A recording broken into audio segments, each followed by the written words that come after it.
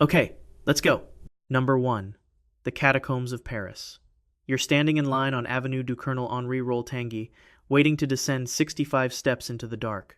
The stone stairwell is barely wide enough for one person, and the temperature drops with every turn of the spiral, until the warm Paris afternoon above you feels like it belongs to a different season entirely.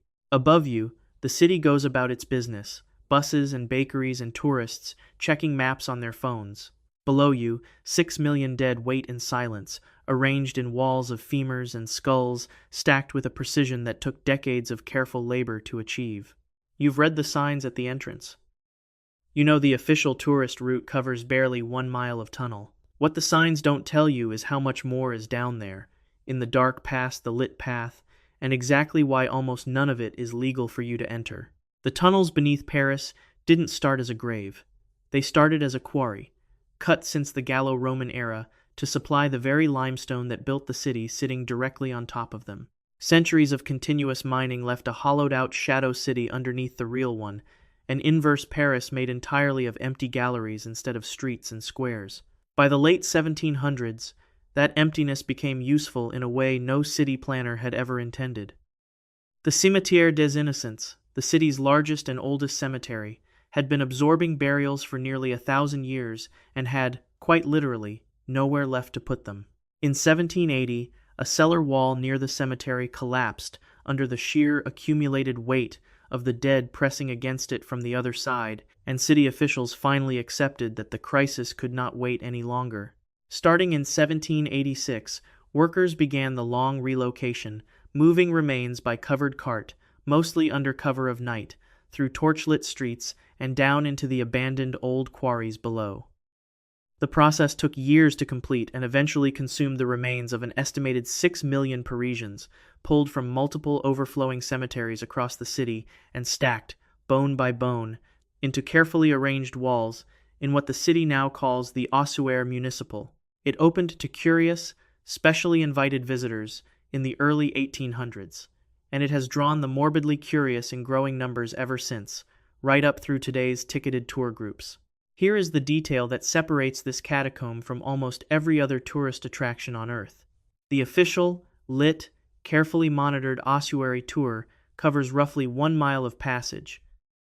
The full quarry network beneath the city runs for nearly 200 miles, an unlit maze of shafts, side chambers, flooded pockets, and long collapsed passages threading beneath entire districts of the modern city above.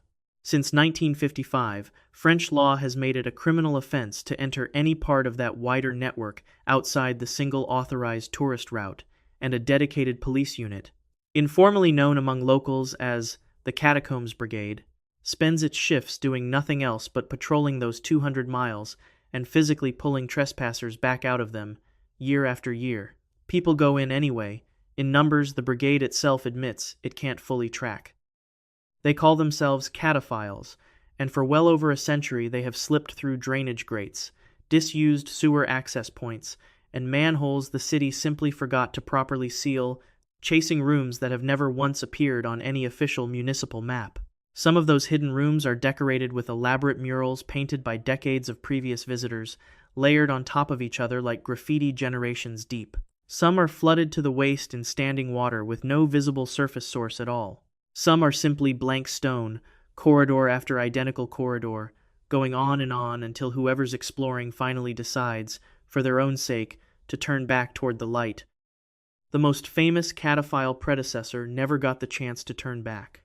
In November of 1793, a hospital porter named Philibert Aspairt reportedly went looking for a monastery's wine cellar, using the tunnels as a convenient shortcut home, and lost his way completely in the featureless dark. He was not found again for 11 years. When quarry inspectors finally located his body in 1804, he was, according to some accounts, close enough to a stairwell leading back to the surface that he may have died within arm's reach of an exit he simply could never see. He was buried exactly where he fell, and cataphiles to this day still treat that specific spot, deep inside the unauthorized network, as something close to a shrine, leaving candles and small tokens whenever they pass through. The official justification for the modern ban is blunt and repeated often. Ceilings collapse without warning in sections that were never properly shored up. Stagnant air pockets can quietly accumulate dangerous gas with no way to detect it in advance, and passages flood without any rain falling above ground at all, fed by groundwater. No surface map has ever fully accounted for. In one widely reported modern case, 2 teenage boys who'd slipped past a barrier spent an entire terrifying night lost in the tunnels before rescue teams finally located them, cold, disoriented, and completely out of light. They were the fortunate ones. Cataphile legend insists that not everyone who has wandered off the known paths across 2 full centuries has ever been fully accounted for afterward, that the deepest, still unmapped stretches have quietly swallowed names the official record simply never managed to catch up to. So how much of a 200-mile network can a small handful of patrol officers realistically secure on any given night? How many chambers under Paris have never once been reopened since workers sealed them shut back in the 1700s? And if 6 million bodies were moved down there entirely on the official record, would anyone alive today really know for certain if more had quietly joined them, off the map, past the exact point where any flashlight beam finally gives out? The Paris network is the most patrolled, most legally restricted catacomb on this entire list, and it still isn't fully known even to the people charged with guarding it. Halfway across Eastern Europe sits a network even larger, even less mapped, built by people who needed that same absolute darkness simply to survive an occupying army. Number 2. The Odessa Catacombs. The year is 1942. You're crouched in a limestone chamber 30 feet under occupied Odessa, an oil lamp burning low enough that the shadows barely move against the walls, listening to German boots pass somewhere directly above your head through nothing but rock and silence. You haven't seen the sun in 9 days. Water drips somewhere out of sight, marking time better than any clock could down here. Someone nearby is rationing the last of the bread by feel alone, in the dark, because lighting a second lamp isn't worth the oil. This is how partisan fighters survived an entire military occupation, living inside a labyrinth so vast that soldiers who chased them into it sometimes never chased anyone back out again. Odessa was built on a bed of soft, easily worked shell limestone known locally as shell rock. And for nearly 2 centuries, that stone was mined out from directly underneath the growing city in order to construct it, block by block, building by building. What that sustained mining left behind is, by most credible estimates, the largest network of human-made underground tunnels anywhere on the planet, with more than 1,500 miles of galleries threading beneath Odessa itself and the open farmland surrounding it for miles in every direction. No single authority has ever fully surveyed all of it, not in the 19th century and not now. Different quarrymen cut different sections across different decades with no shared plan and no shared map between them, which means the resulting network doesn't behave anything like a normal city grid. It just keeps going, doubling back on itself, branching into dead ends, and then branching again somewhere else entirely, until whoever's attempting the count simply gives up trying to finish the number with any confidence. In the 19th century, smugglers used these tunnels to move contraband past customs officials who had no realistic way to police an underground city they couldn't even properly chart in the first place. That same unmappable quality became an actual weapon of war during the Second World War. Soviet partisan units retreated into the catacombs and ran a sustained guerrilla campaign against the occupying forces from underground for months at a stretch, using side passages the Germans didn't know existed to disappear completely after every single raid, resurfacing somewhere else entirely across the city to strike again before anyone could track where they'd gone. Some of those wartime hideouts, complete with carved sleeping quarters, buried food stores, and command posts scratched directly into the bare rock by hand, survive today almost exactly as the fighters left them, frozen at the precise moment the war finally ended above ground. Here's what makes Odessa's catacombs functionally impossible to simply visit today. Most of the network was never formally surveyed, remains unlit, unventilated, and is not officially open to public access in any real capacity. Ukrainian authorities restrict entry to the wider system for reasons that are genuinely hard to argue with. Unstable ceilings in sections that were never shored up for any kind of long-term use, dead air pockets sitting in chambers that haven't circulated fresh oxygen in decades, and a maze structure disorienting enough that even experienced local explorers, known locally as diggers, routinely carry backup lights, spare batteries, and chalk specifically to mark their own trail back out before they even think about going in deep. Some don't mark it carefully enough. Local legend among the diggers holds that a handful of amateur explorers over the years have entered through some unmarked shaft and simply never surfaced again, quietly absorbed by a network too enormous for any single search party to ever fully clear, no matter how many volunteers show up. There is no verified national registry confirming catacomb-specific disappearances as a distinct category. There is, however, a labyrinth so large that officials themselves openly admit they don't know everything contained within it, and that blunt admission alone is enough to keep full public access banned indefinitely, with no serious timeline for changing that policy. Even the partisans, who arguably knew these tunnels better than almost anyone who has ever lived down there before or since, still lost people to them regularly. Cave-ins during the war killed fighters who never once faced a single German soldier in direct combat. Food and water ran out in sealed side pockets faster than any rescue effort could possibly reach in time. The same tunnels that successfully hid an entire resistance movement from a modern occupying army did it by being genuinely unsurvivable to anyone lacking intimate, hard-won local knowledge, and that unsurvivability simply didn't end the moment the occupation itself did. So why, more than 80 years later, does most of a 1,500-mile network remain closed off rather than finally being fully mapped once and for all with modern equipment? Why do local diggers still describe specific side passages they personally refuse to enter without a rope tied off securely at the entrance first, no matter how experienced they are? And if wartime records already show fighters vanishing into sections nobody ever finished searching at the time, how much of that stone has genuinely never been checked at all, even to this day? From a labyrinth built to hide the living, we move to a very different kind of catacomb, one built entirely to display the dead, in the heart of Sicily. Number 3. The Capuchin Catacombs of Palermo. The year is 1920. You're a chemist named Alfredo Salafia, and a grieving family has just brought you their 2-year-old daughter, Rosalia Lombardo, dead of pneumonia. They've asked you to preserve her, and you mix a formula in private, one you will never fully write down for anyone else to follow. Formalin, zinc salts, alcohol, salicylic acid, glycerin, in exact proportions you keep only in your own head, refined over years of quiet private practice. When you finish, she doesn't look embalmed in any way. She looks like she's simply about to wake up from a nap. A century later, visitors filing past her glass case will still swear her eyelids seem to flutter slightly under the light, and history will remember her not by her actual name but by a nickname. The press eventually gave her Sleeping Beauty. The Capuchin catacombs sit beneath a monastery the friars originally built in the late 1500s, above ground, for entirely ordinary religious purposes.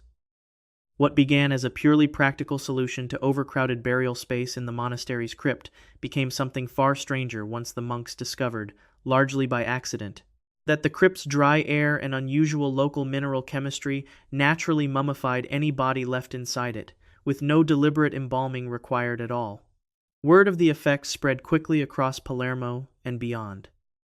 By the 17th and 18th centuries, the city's wealthiest and most socially prominent citizens were specifically requesting burial there purely for that drying effect, dressed in their finest clothing for the occasion, some positioned standing upright in open-wall niches, others laid out along the corridors and sorted rigidly by the social categories of their era, monks confined to one passage, professionals in another, women in a third, and, in a hallway that unsettles even seasoned modern tour guides who walk it daily, an entire dedicated corridor set aside specifically for children.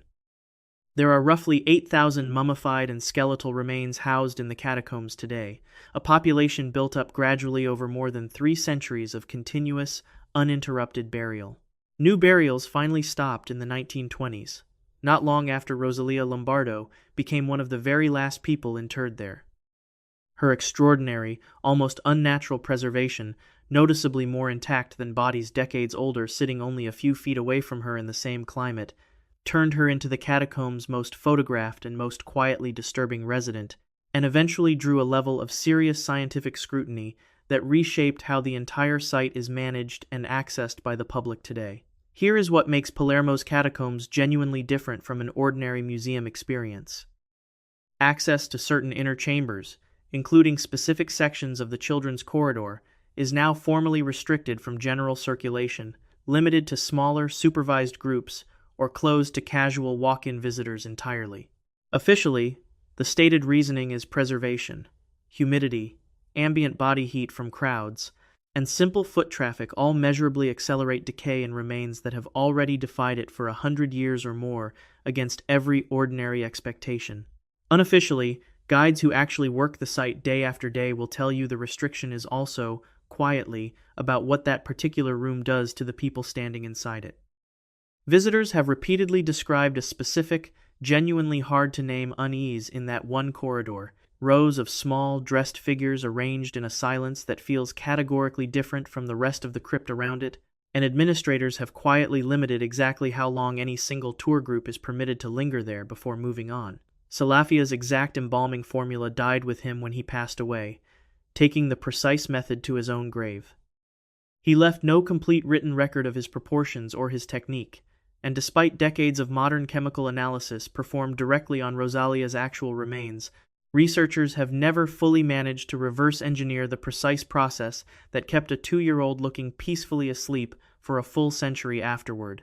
A dedicated team using CT scans and careful tissue sampling in the 2000s successfully identified most of the individual chemical ingredients involved, but the specific ratios, the exact hands-on technique that produced results this remarkable on this one particular body, remain fully unconfirmed to this day, more than a century later. Every other embalming attempted in that same crypt, during that same general era, by other hands using similar available chemicals, aged in visibly different, far less remarkable and far more ordinary ways over time. That specific gap in the historical record is exactly where the local unease continues to live. If one formula, mixed privately just once by one man, produced a result nobody since has ever managed to fully match despite serious modern chemistry, what else about that specific burial went undocumented right alongside it? Why does the catacomb's own administration keep quietly tightening access to the room that holds her, rather than opening it further to the very researchers who would genuinely like a clearer scientific answer once and for all? And in a crypt that already houses roughly 8,000 bodies sorted with almost obsessive social precision by category, why is the children's corridor specifically the one section every single guide describes, entirely unprompted, and without exception, as the one they genuinely don't like walking through alone, even after years on the job? From bodies preserved past the ordinary point of death, we travel to Rome, into a catacomb so vast that the Vatican itself won't allow ordinary visitors to walk it without an official escort. Number 4. The Catacombs of San Callisto. The year is roughly 150 AD. You're a deacon named Calixtus, and Christianity is still an outlawed faith across the entire Roman Empire. Its dead denied the same above-ground dignity that ordinary Roman citizens take completely for granted every single day. So you go underground instead, where the law's reach thins out. Along the Appian Way, just outside the city walls, in soft volcanic rock that's easy to cut by hand and remarkably resistant to sudden collapse, you begin carefully organizing burial galleries for a persecuted community that has nowhere else left to properly put its dead. You have absolutely no way of knowing that the modest network you're starting here will eventually spread across roughly 90 acres of underground space, descend as deep as 4 separate levels, and one day require a formal, Vatican-appointed authority just to keep ordinary modern visitors from getting hopelessly, dangerously lost inside it. The Catacombs of San Callisto grew over the following centuries into one of the largest and most historically significant Christian burial complexes anywhere in the ancient world, eventually stretching an estimated 12 miles of connected galleries carved across those 4 descending underground levels. Several early popes were formally interred there in a chamber now known reverently as the Crypt of the Popes, alongside numerous early Christian martyrs venerated by the faithful, which makes the entire site as much a working physical archive of the early church's turbulent history as it is a simple cemetery. St. Cecilia's original tomb sat here undisturbed for centuries before her relics were eventually moved into the city proper for closer veneration. After active burials finally stopped, the catacombs were largely forgotten by the outside world, buried under centuries of overgrown vegetation and collapsed, hidden entrances, until 19th-century archaeologists began the slow, painstaking, systematic work of rediscovering and carefully mapping them level by level, gallery by gallery. Here is what makes San Callisto genuinely impossible to simply wander into on your own, even today. Every single visitor is required to join a guided tour group, with absolutely no exceptions permitted and no solo exploration allowed under any circumstances, a rule strictly enforced by the religious authority that formally administers the site on behalf of the Vatican. The official reasoning cites both preservation and basic visitor safety in a network this old, this expansive, and this genuinely dark below the narrow, carefully lit tour route. But guides working on site will also quietly tell you the rule exists because, historically, it simply had to.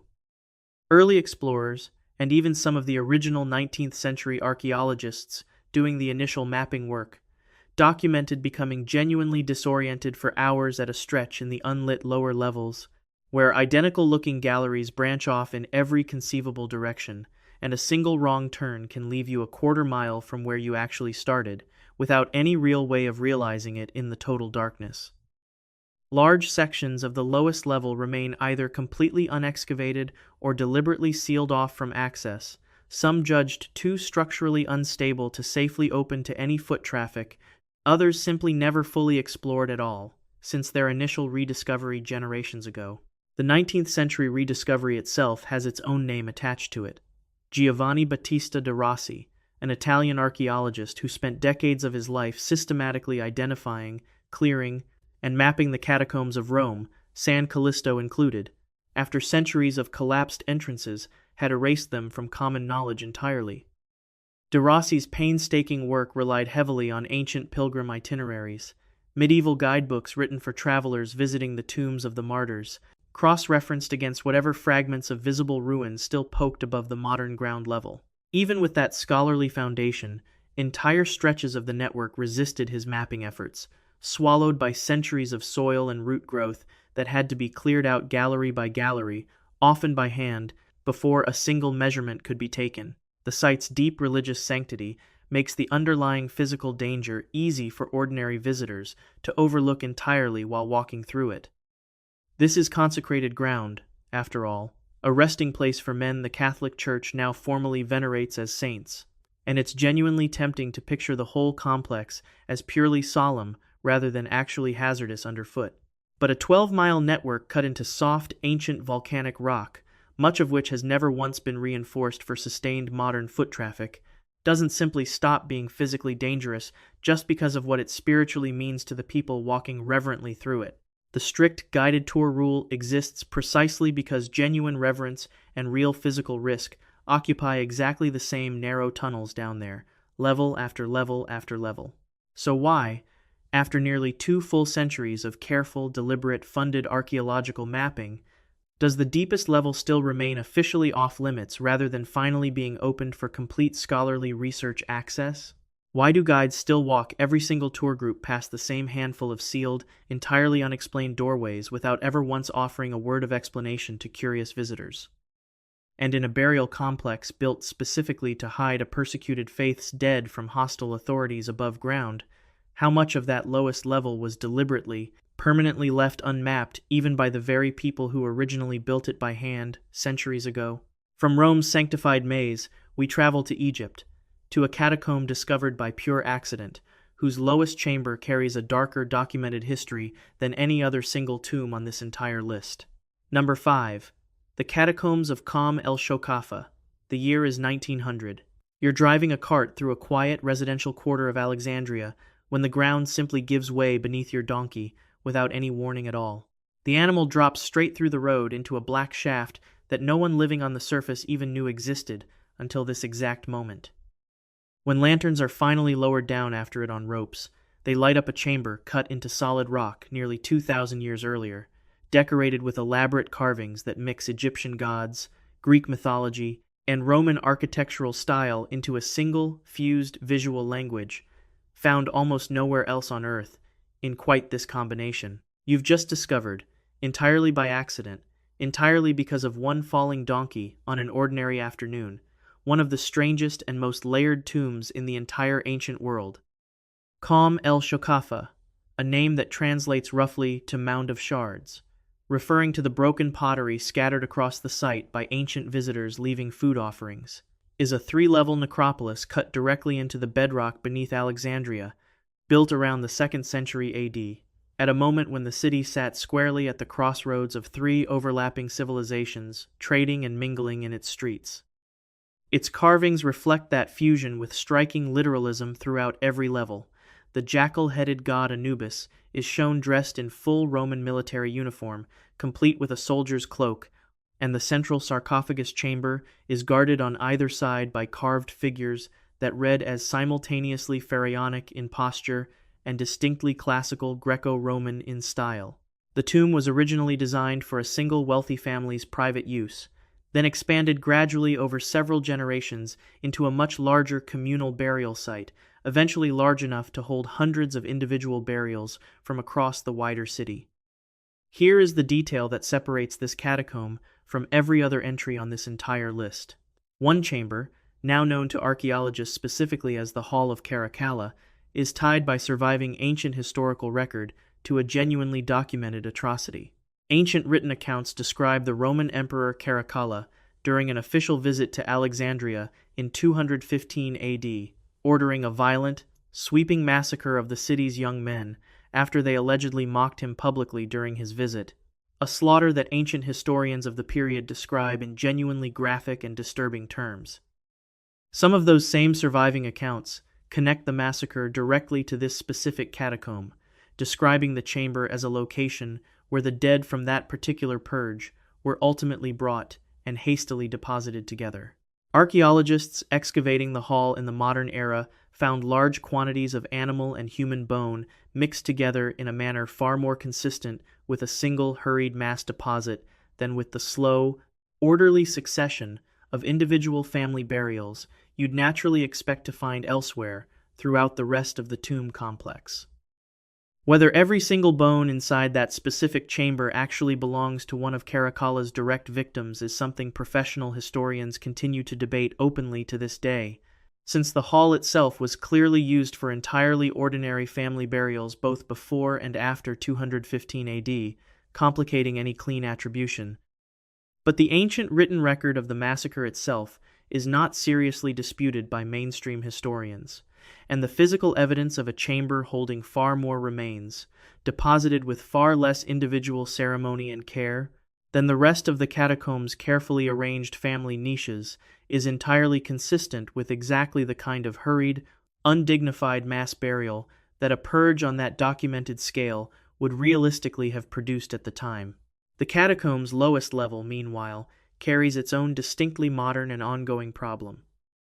Alexandria's water table has risen substantially since the necropolis was originally carved out of the bedrock 2 millennia ago, and the third and deepest level now sits partially submerged underwater year-round, closed off entirely to ordinary visitors, and largely unexplored even by professional archaeologists working without highly specialized diving and underwater surveying equipment. No research team has ever managed to fully survey exactly what that permanently flooded lowest level still holds within its submerged chambers. So the questions keep stacking on top of each other the longer you actually sit with this one.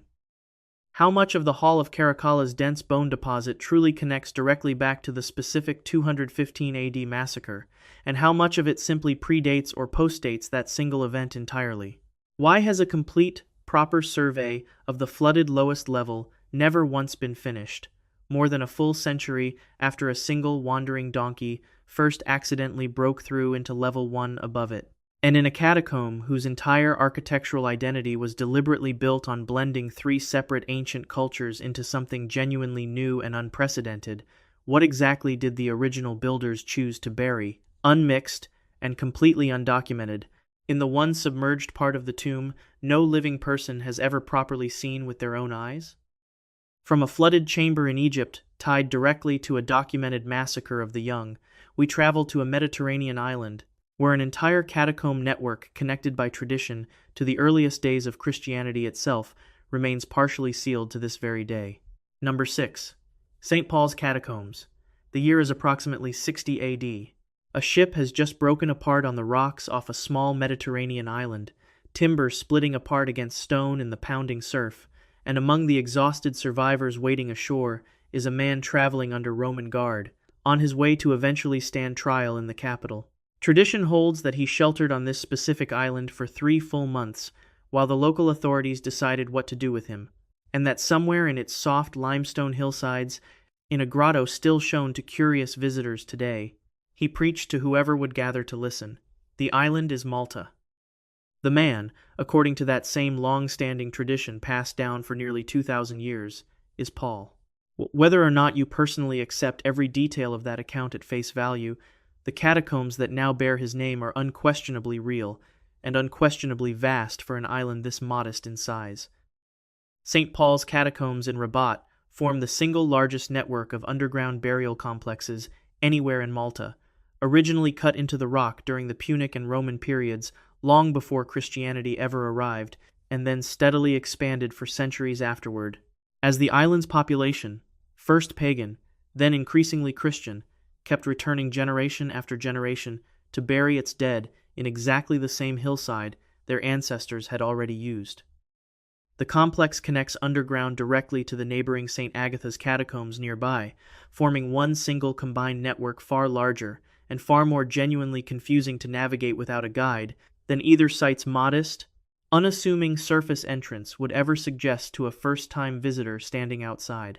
One of the network's most distinctive and quietly unsettling features is a series of circular stone tables, known as agape tables, carved directly into the living rock floor with a raised outer rim running continuously around the edge, used specifically for ritual memorial meals held in direct honor of the recently dead.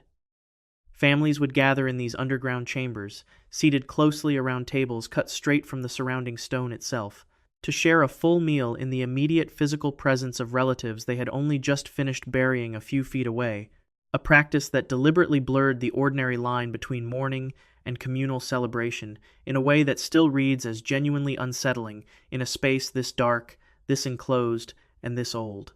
Here is what makes the site impossible to fully explore even now, nearly 2,000 years after it was first cut into the rock. Large sections of the deeper galleries remain closed to public access entirely, roped off or physically gated shut, officially in the name of structural preservation, since centuries of gradual limestone erosion have left some individual passages genuinely unstable underfoot, prone to sudden partial collapse. Archaeological work in those sealed sections does continue, but slowly, conducted carefully in stages rather than all at once, which means significant portions of a catacomb complex first excavated generations ago still haven't been fully surveyed, even by the very researchers currently assigned to work on the site today, decades into the project. St. Agatha's, the adjoining complex, adds its own layer to the mystery. It includes a small museum built directly above part of the catacomb network, and a crypt famous for medieval frescoes painted onto walls that had already been carved centuries earlier for an entirely different purpose. The two networks were mapped as separate sites for years before archaeologists confirmed they physically connect underground, which means visitors touring one complex have, for long stretches of history, had no idea they were standing only a short walk from galleries technically belonging to the other, hidden behind rock that had simply never been broken through and connected on any map until relatively recently. That specific gap between how old the site genuinely is and how little of it has actually been properly documented is exactly where the lingering unease settles in for visitors. This isn't a case of a network simply too large to ever fully map, the way Odessa's sprawling 1,500-mile tunnels are. It's a network genuinely small enough to have been completely mapped by now that simply hasn't been, because the ancient rock itself won't reliably allow it yet without serious risk to whoever goes in. Every sealed gate down there is, technically speaking, only meant to be a temporary structural precaution. Some of those specific gates have now stood closed for multiple decades, without ever once being reopened to anyone. So what exactly lies behind the sections that have remained sealed the very longest? If the agape tables tell us definitively that families once shared full ritual meals in these chambers, surrounded by their own recently buried dead, what other rituals might the still unexcavated galleries preserve physical evidence of, waiting patiently behind rock no one has moved in generations? And in a network directly tied by long-standing tradition to the earliest recorded Christian presence anywhere on the island, how much of that foundational early history is sitting right now, completely undocumented, behind stone. No archaeologist has yet been formally cleared to touch or move. From a sealed grotto tied to the earliest days of the faith itself, we travel north to Naples, where a catacomb built originally for the dead became, centuries later, a shelter for the living during war, and not everyone who sheltered there was ever fully accounted for afterward. Number 7. The Catacombs of San Gennaro. The year is 1943. Air raid sirens are tearing across the Ceneda district of Naples, rising and falling in a way that never quite feels routine no matter how many times you've heard it before, and you're filing down a worn stone staircase alongside dozens of your neighbors, parents gripping their children's hands a little too tightly in the crowded dark, into a catacomb that has been quietly receiving the city's dead since the 2nd century AD. Tonight, for a few tense hours, it will shelter the living instead. Above you, the bombs fall on a city that has learned, out of sheer necessity, to survive by going underground whenever it absolutely has to. Below you, in galleries the sheltering crowd never actually reaches. The darkness keeps going far past where anyone thought to carry a light. The Catacombs of San Gennaro rank among the oldest and largest catacomb complexes anywhere in southern Italy, originally cut into the soft volcanic tuff beneath Naples purely as a burial ground for the early Christian community, then expanded dramatically after the physical remains of the martyr San Gennaro were formally relocated there, instantly turning the whole site into a major pilgrimage destination that drew the faithful from across the region. Multiple descending levels spread out across wide connecting galleries, and the complex even includes a grand, basilica-like hall carved entirely out of the living rock, large enough to comfortably hold full religious processions centuries before anyone thought to seriously reinforce the ceiling for that kind of sustained, repeated foot traffic. By the early 20th century, decades of accumulated neglect had left much of the complex closed off and largely forgotten by the very city living directly above it, right up until the Second World War forced Naples underground again, out of pure survival instinct. During the sustained Allied bombing campaigns, the tough-cut tunnels beneath Ceneda, including entire sections of the catacombs themselves, became informal air raid shelters for a working-class neighborhood with genuinely nowhere else safe to hide from the falling ordnance overhead. Families spent entire nights down there together, crowded into the lit sections nearest the entrances, sharing blankets, candles, and whatever small amount of food they'd managed to bring with them in the rush. Here is where the neighborhood's own long-held oral account gets genuinely uncomfortable to sit with. Residents who personally lived through those specific years have described, passing the story down carefully from generation to generation at family tables, accounts of people, including children, among the sheltering families, wandering away from the crowded main galleries into the unlit, unexcavated tunnels stretching beyond, and never being found again once the all-clear finally sounded above ground, and everyone else filed back out into the daylight. There is no official wartime casualty record that cleanly isolates catacomb-specific disappearances from the broader chaos and confusion of citywide bombing raids more generally, and this particular claim should be understood clearly as neighborhood legend rather than confirmed, documented history. But the specific tunnels those repeated stories describe are entirely real and verifiable, and they remain unexcavated to this very day, sealed off well past the exact point where any of the modern tour lighting currently ends. The site's physical decline continued for decades after the war finally ended, the catacombs falling further into disrepair right alongside the rest of a neighborhood the wider city had quietly written off as unimportant. That only changed in the 2000s, when a cooperative made up of local young people, many of them raised in Ceneda itself, and with deep family ties to the area, began the slow, deliberate work of restoring the site and personally guiding tours through the complex themselves, eventually turning San Gennaro into one of the city's genuine, celebrated cultural revival success stories.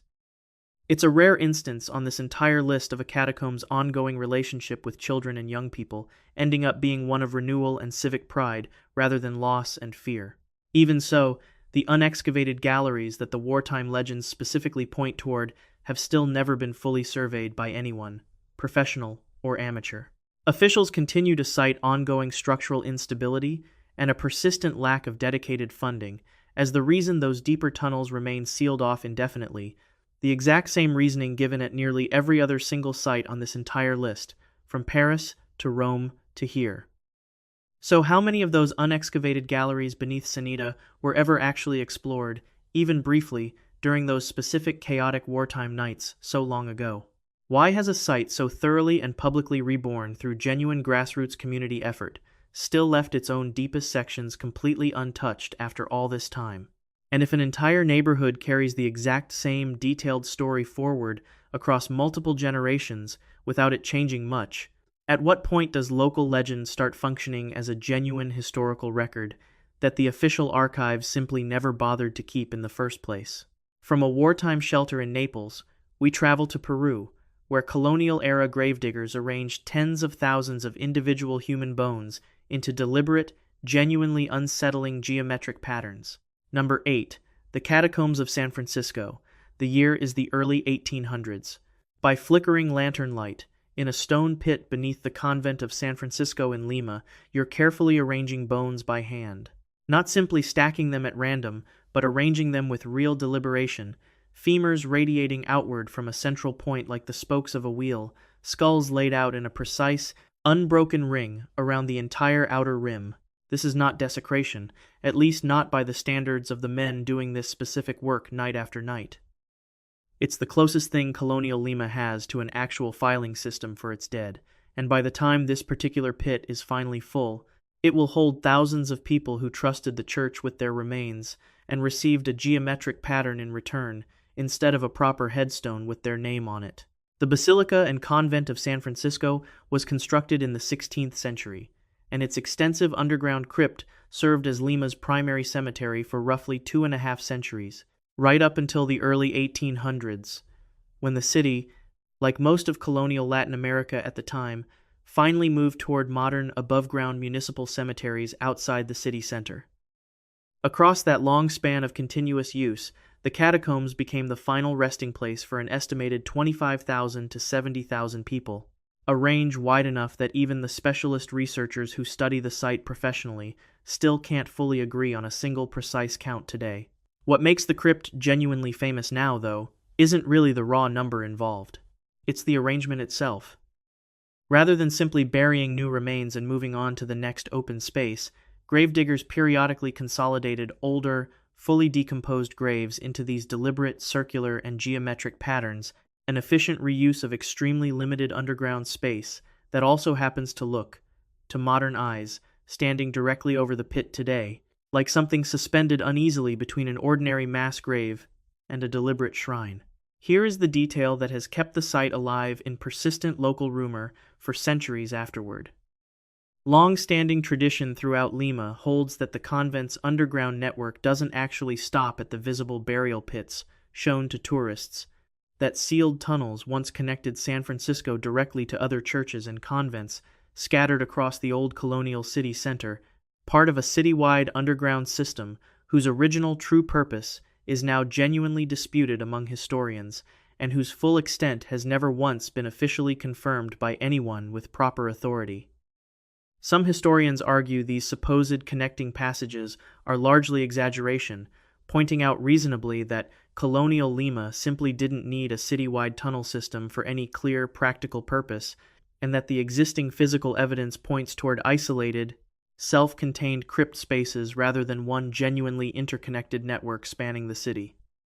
Others point directly to specific sections of the convent's own basement that remain sealed off, unexcavated, and officially deemed structurally unsafe for entry, and ask the obvious follow-up question that lingers. If the rumor really is baseless exaggeration, why have those specific sections never simply been opened and cleared once and for all to settle the matter definitively? The bone pit design itself wasn't unique to San Francisco. Similar consolidated ossuaries exist beneath other colonial churches across Lima, but none display the same obsessive geometric care or draw anywhere near the same number of visitors filing past the rope line each year to peer down into the pits. Restoration work carried out in the 20th century cataloged and reinforced the visible pits without ever extending into the sealed basement sections nearby. A deliberate choice that left the rumored connecting tunnels exactly as undocumented as they'd been for centuries before any restoration began. The underlying pattern holds here just as firmly as it does everywhere else on this list. Whichever explanation you personally find more convincing, actual physical sections of this catacomb are closed to ordinary visitors right now, today, cordoned off as too structurally unstable for regular foot traffic, their true full extent still completely undocumented by anyone. The standard tourist route takes you past the famous, photogenic bone pits and then stops well short of wherever those older, unopened passages might actually lead from there into the dark. So which version is actually closer to the truth here? Is Lima's colonial tunnel legend really just harmless exaggeration with no genuine substance behind it at all? Or does the convent's own permanently unexcavated basement suggest there's something real to it that has simply never been properly checked out by anyone qualified?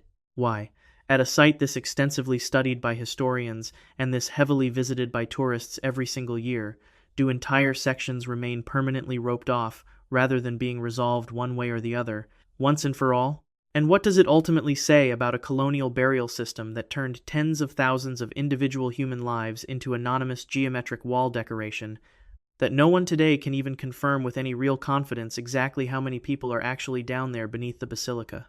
From a sealed colonial network in Peru, we travel to North Africa, to a catacomb where more than 9/10 of the total galleries have never once been open to a single visitor. Number 9. The Catacombs of Sousse. The year is 1888. You're a French colonial officer, walking a quiet stretch of open ground just outside Sousse when the earth beneath your boots simply isn't there anymore, without a moment's warning. You drop straight through a thin ceiling of packed soil into a gallery lined, wall to wall, with sealed tombs stacked in careful, deliberate tiers. A network no one on the surface above had any record of whatsoever, not even a rumor. What you've just stumbled into, entirely by falling into it by pure accident, will turn out to be one of the largest early Christian catacomb complexes anywhere in North Africa, and more than a century later, the overwhelming majority of it will still be exactly as dark and unseen as it was the very moment you fell through that thin ceiling. The Catacombs of Sousse date to the 2nd through 4th centuries AD, carved patiently by the city's early Christian community into soft rock beneath what was then the thriving Roman provincial city of Hadrumetum. Systematic excavation, following that entirely accidental 1888 discovery, eventually revealed a network of roughly 240 separate galleries, threading for several miles underground in total across the site, containing an estimated 15,000 individual tombs carved directly into the tunnel walls. For a religious community that would have remained a persecuted minority for much of that period under Roman rule, going underground wasn't simply a practical convenience, it was necessary for basic survival, the exact same underlying logic that drove Rome's early Christians into the ground at San Callisto, playing out again, entirely independently, on the opposite side of the Mediterranean Sea, a world away. Here is the number that truly separates Sousse from every other site on this entire list. Of those roughly 240 total galleries identified by archaeologists, only a small handful, a genuine single-digit percentage of the overall network, has ever actually been opened for regulated public viewing.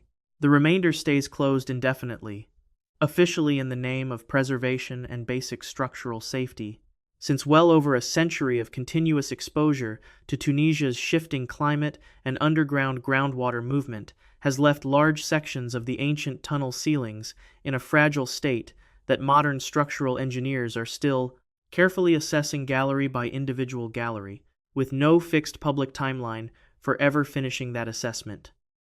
That means the overwhelming majority of a genuinely massive 15,000 tomb necropolis, one that was mapped out only in rough outline more than 130 years ago and never revisited in full detail since, still hasn't been walked through, carefully catalogued, or documented in any meaningful modern detail by anyone alive today.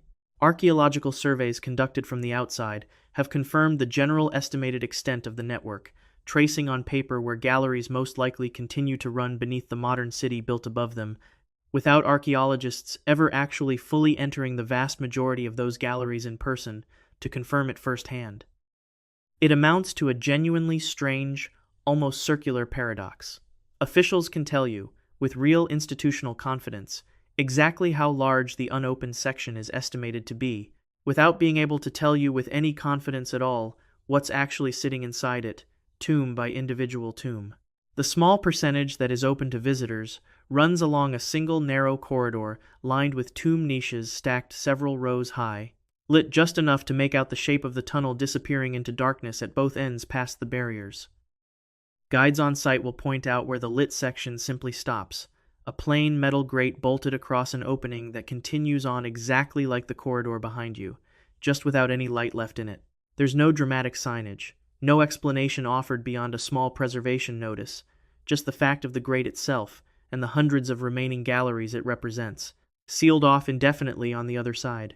So why, more than a full century after its completely accidental discovery by one unlucky officer's boot, does regulated access remain so tightly restricted to such a small fraction of the total known site? What happens to a 15,000-tomb historical record when the overwhelming majority of those individual tombs have never once been personally examined by a single trained researcher? And if the very first discovery here was a complete accident, one officer's boot through one thin patch of ordinary ground on an unremarkable day, how much more of Hadramedum's underground footprint might still be sitting out there right now, entirely unmapped and unsuspected, directly beneath the modern city, built unknowingly on top of it?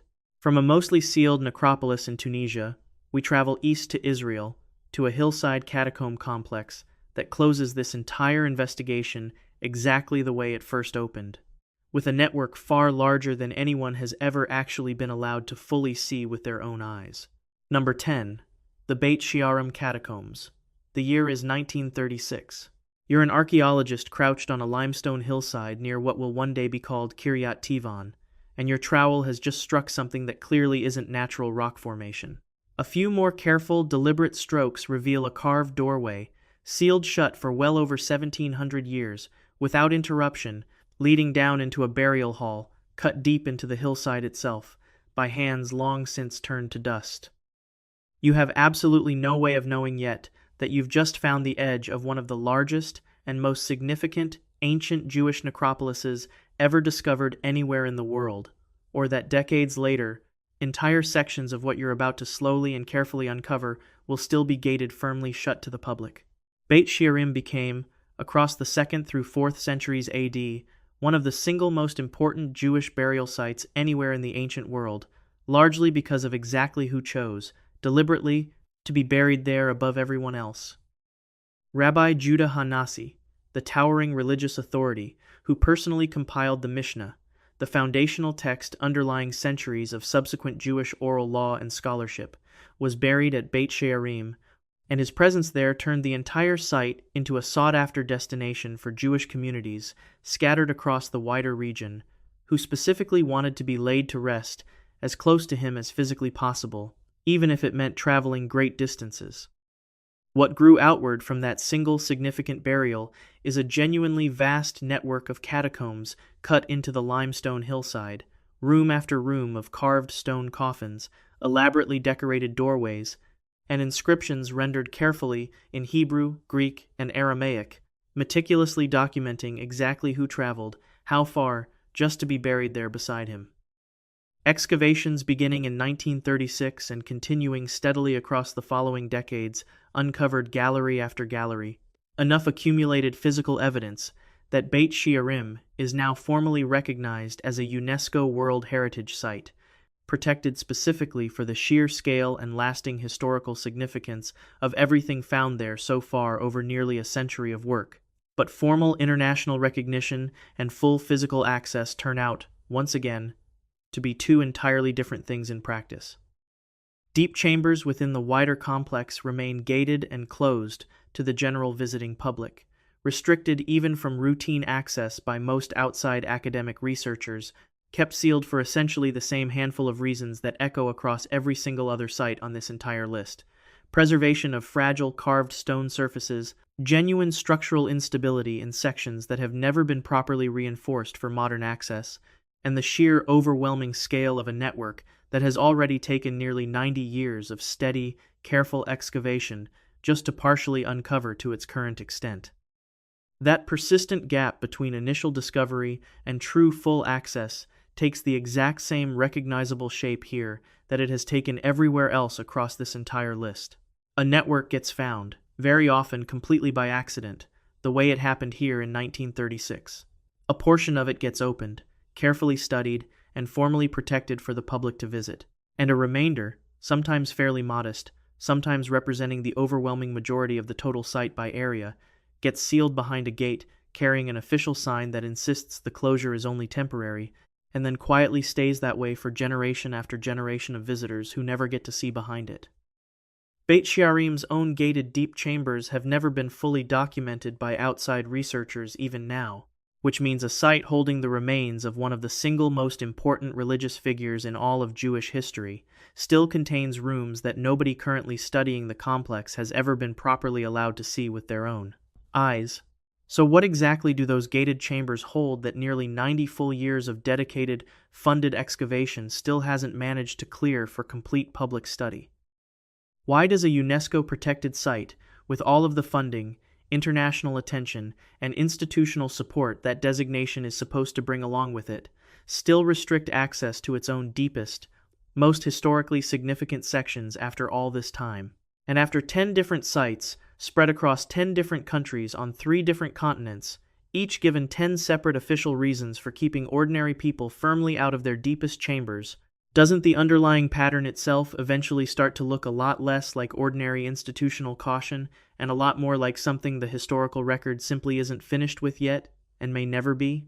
10 catacombs, 10 networks, each substantially larger than the small portion anyone has ever actually been allowed to see for themselves, and in every single case, the sealed-off section was closed for essentially the exact same handful of official reasons: structural instability, ongoing preservation, and a history no one has ever quite finished excavating after all this time. If you made it this far down into the dark with us tonight, you already know these particular places don't give up their answers easily, and honestly, some of them may never fully will. Subscribe for more of what history has quietly sealed off and tried its best to forget over the centuries. Like this video, if it kept you up a little later tonight than you originally planned to stay awake, and drop a comment telling us which of these 10 catacombs you'd actually want to walk into yourself, given the chance, and where in the world you're watching this from right now tonight.